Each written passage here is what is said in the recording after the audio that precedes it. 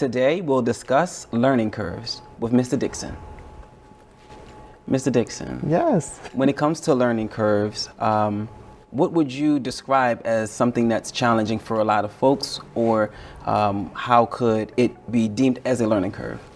I think learning curves, the challenge for most people is understanding them and being afraid of, different people, their disabilities, and being able to understand them. The challenges for parents, I think, is being able to explain them. So that's one of the hardest parts of having a disability. I have a child that is on the autism spectrum. And if you don't know what autism spectrum is, why we call it the spectrum, is because of the fact that you can have different type of learning curves. You can be mild autistic, or you can be majorly autistic. Can you explain the difference? Because I don't know the difference between mild and majorly as it pertains to autism. It depends on autism. It's a lot. A lot of times they talk about the learning disability of it, behavioral disabilities of it. We have a lot of autistic children that are nonverbal, so they are not able to articulate how they feel, what to say. There's a lot of parents that have never heard their children say mom or dad, say I love you. So they've never heard that because their children, they can type it. They have now devices and everything that they're able to type things and learn through that way. My son is, he's on the spectrum where he has more of a learning disability. So he's functional. And he's in classes and workshops where they teach him lifestyle skills. And lifestyle skills that, they teach him how to go out in the community and how to go shopping and how to spend money and things like that. So therefore, that's his challenge more so. But he can maneuver, he can let himself in the house. He can stay home alone. But there's a lot of children that are not capable of doing that. Autism, it's a 24-hour job. So, even though I'm away now from my child, I sometimes have to have someone there to supervise them. Right. To help them navigate through certain things and do certain things in life. You have to have someone there. Plus he has a seizure disorder on top of that. So therefore, and then his seizure disorder is, a lot of times you have your focal seizures where you just stare off somewhere. You have your full, and I can't think of the name of my child. Okay. But you can have grand mal seizures. And grand mal seizures is the full falling on the floor, shaking, and things like that. Oh, it has a name. So it has a name. Okay. And, but my son has all of them. So he'll never be, they always think that he could have surgery and help him with the seizures and things like that. But he has all of them, so it does limit him in a lot of things that he can do. May I ask a question as well, Mr. Dixon? Are there certain programs that you use for your children, or that you have resources as well that you didn't know before that you know now that actually helped with these learning curves or challenges? The one thing is that you have to learn about resources. When I learned about autism, I thought I could do this on my own, and you cannot do it on your own. And being a parent of an autistic child, you become secluded. And the reason you become secluded is because you don't want your child to be made fun of or seen different. I was actually going to interject and speak on that.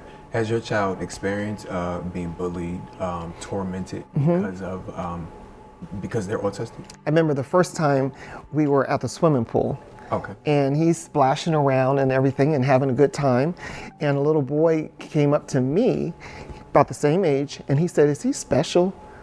And I looked at him and I said, "What?" And he said, "Is he special?" And it kind of took me back, and I said, He is special." And I said, "I bet you're special too." And that changed my whole way of talking and teaching people. When he said special, was he sarcastic? He was meaning, is something wrong with him? Is something wrong with him? Because sometimes it's not what you say, but it can be how you say it. Right. But he was, and he wasn't being malicious or disrespectful. He was wanting to know. And I thought, wow, this is telling me that I have to educate people, because if children are asking me this, and my response was to him was, yes, you are. He is special. He's special to me, and I guarantee you, you're special to your parents as well. And on that note, what would you say to the people, because there are multiple different type of people out there who don't believe in certain disabilities? Like you said, there's a spectrum of different types, and certain disabilities might be looked upon, like the kid who didn't know, as say, oh, he's just saying that to get special treatment. What would you say to those people? How would you educate them more in their ignorance? You have to be able to be vulnerable about the lifestyle. I always say, when you're a parent of an autistic child, you have to stop making them live in, you can't make them live in your world. You have to live in their world to understand it. So a lot of these parents, or a lot of people on the outside, don't understand that part of it, that you have to live in their world. And they see the behavior, and they see the tapping on the table, or the spinning, or something like that, where they think, oh my God, why do you have them out here? Why do you have them? Because the fact that my child, you can't seclude them. They exist. And we do that at first as parents with autistic children. You stay to yourself. You don't go to the birthday parties. You don't go to the movies. So you don't give them that experience. So you don't go to the events that take place. Is it because you're trying to protect the child? Because you're trying to protect them from other people. Other people. Yes. Okay. But now, I take them everywhere. You take them everywhere now? I take them everywhere. Okay. I take my son everywhere. I expose him to everything. He's very well known. He's very well spoken. So when people meet him, they're like, he's autistic. Yeah, he's autistic. But you also use the resources to get him from there up until where he is right now. Yes, and that's as you were saying, the resources are the one thing that we as parents with autistic children, and I have stopped saying disabilities. They just have unique learning styles. And our children with unique learning styles, you have to get them the services that they need. Every state has different services, and you have to be able to do the research, because they won't tell you. And a controversial question is, as a black autistic kid and a white autistic kid both exist, have you ever experienced a difference in the way they are treated? Because in the end of the day, people still see race. A lot of people will be like, I don't see color. Maybe they're colorblind, but I do. So have you seen a difference? Are they treated differently? You can see it in the schools. Okay. You can see a big difference in the schools. You can see a black child that's on the autism spectrum. I remember going to my son's school that he was in middle school, excuse me, and he was in a classroom where a lot of the children were nonverbal. They were rocking back and forth, nonverbal, drooling on themselves. My son would come home and he was drooling on himself, so he was learned behavior. Okay. And I realized my son can speak. My son can do a lot of things, but they put him in this category because he was a black child, and there was a bunch of black children in this classroom, and they just stuck him in this classroom. But they didn't know how to teach him, because the fact that other kids, they could just put him down and just say, okay, color this. And they just categorized him with the other children. When I got him out of that and put him into a more stabilized setting, he was learning more. But you have to speak up. Even though, you put him in a more stabilized environment, and for education reasons, they have to go in a certain door. They have to eat their lunch by themselves at a certain time. And I'm like, how are you teaching them life skills, but you're secluding them? So you're not really teaching them anything. You're not teaching them that. You walk down the hall, just with this group of people. No. So we as parents, we have to speak up. You have to go to the schools. You have to go to the PTA meetings. You have to do all of that. And I know it sounds like, so Mr. Education. But for our children on the spectrum, you have to do it, because if you don't, they'll slip through the cracks. Let me ask you this too. I guess in an aspect as the whole journey with your children, what has been the most rewarding part of parenting such marvelous beings?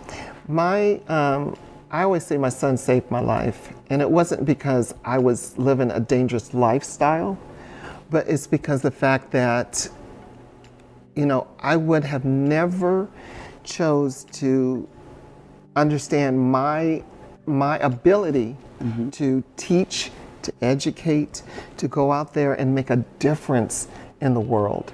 So through him, I learned a lot about myself. He gave you the inspiration. He gave me that inspiration to live and to want to go out there and you know, to show people in the world that you can make it. Absolutely. And it wasn't just about autism, it was about the fact that I started focusing on the parents, and I was like, get out in the world. And this does not stop you. And a lot of the parents were just like, you know, when you hear their stories, you're like going, oh my God, my son does that too. You know, I stocked the refrigerator with hot dogs because that's all he would eat for a month. And then one day he'd come home and he wanted pepperoni pizza. Wait a minute, I got hot dogs. We're gonna eat hot dogs. And they switch on you in a heartbeat. I learned to live that lifestyle, and I'm like, it's okay.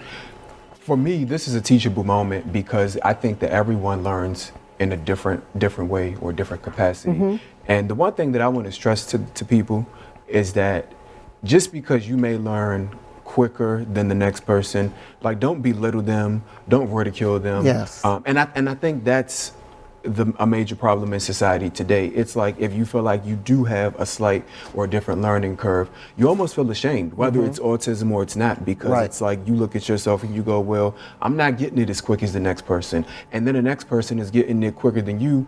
They want to put you down because they're like, okay, well, what's wrong with you? I got it the first day. Why didn't you get it the second day? So for me, the message that I want to convey to people is that we all learn at a different speed. And you got to be respectful of how someone receives and puts out information. And I'm going to tell you that a lot of people don't understand that children on the spectrum, they're geniuses. And sometimes they're with numbers. A lot of autistic children are geniuses with numbers. They become engineers. You know, they have degrees. You know, my son can watch a movie and memorize every single line. He can memorize every single color of the car, what people wear, and don't go back to the movie with him, because he will tell you everything about that movie. Everything. He'll tell you every line. Watch, you think they're gonna jump out the car? They're gonna jump out the car. Okay. You know, he knows. He knows everything. Yeah. So, wrapping up, Mr. Dixon, what resources can people use who have children that have autism? Well, I will tell you that I do have a nonprofit organization called the 3D Foundation. Okay. So we do have a lot of resources that we work with different nonprofits to get the resources out there. Autism Speaks, they have a great deal of resources as well. But go through your schools. The schools, you have to ask them. And if you go through your schools, they will prepare you for what's next. I'm in my next stage. My child has graduated from high school. So now, thank you. So now I'm in the next phase of now I have to relearn a lot of stuff of what to do with him next, how to get him jobs and how to, get him out in the world. So now he's in this service program where they continue on with his life skills. Okay. So but you have to, parents, I'm telling you, please, you have to Google, do your research, because if not, they're not going to tell you. Well, we thank you so much, Mr. Dixon, for coming on. Before we let you go, can you tell our audience where they can find you on social media? You have a website?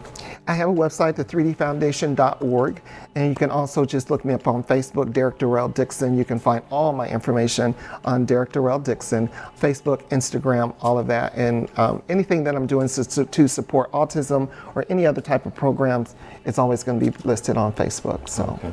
Well, he said it best, guys. So again, before we end the segment, please don't ever discriminate or, belittle someone or ridicule them because of what they don't know. If they don't know something, before you put them down, teach them. Remember that, teach them.